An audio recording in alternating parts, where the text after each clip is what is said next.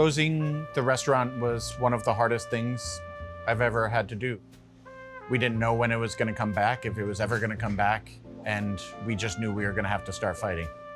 My name is Fiore Tedesco III. I'm the co-owner and chef of Locadoro here in Austin.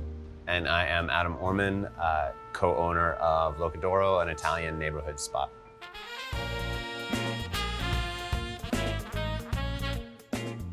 Locadoro has been open since 2016. We're very much a neighborhood spot. We count on our regulars. We know half the people that come in.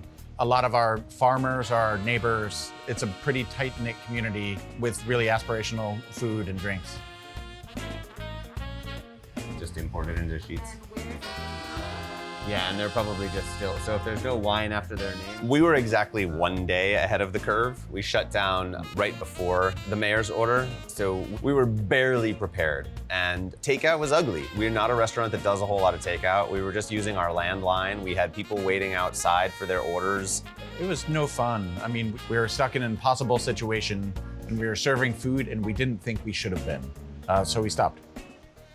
Here we were with kitchens and food and employees and nothing to do with any of them because guests weren't allowed to dine out.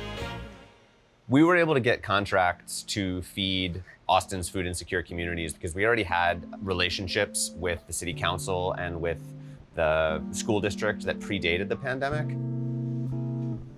The frittatas are going to be slightly less than half because these are double portion full salads. Okay, so I'll get like something like 18 pounds, something like that times 2.5. Yeah. That should get us there. Yeah. The food that we're preparing for the caregiver meals is really good food. I'm really proud of what we're making. We're making 14-meal, 7-day meal kits that are super varied, trying to keep things really healthy, really vegetable focused, and continue to support all of our local farms and local producers. We've been able to prepare over 1 million meals actually now since last May, using between 15 and 20 restaurants and going to 24 different sites around town every week.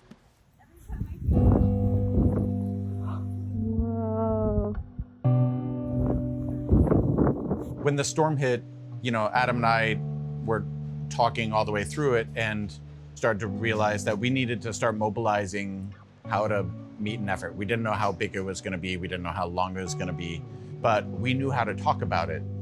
It was awful. It was awful. It was everything about the pandemic crunched into two weeks where I was afraid for the lives of the people who were in these places with no food and no water and no power. And I am grateful that we had those things and that we were able to use our power and our water and our connections to get food out. We had a small network of restaurants that were in contact with the city to be able to know where food needed to go. And the city knew that there was an organization that could make food happen quickly when they needed it to.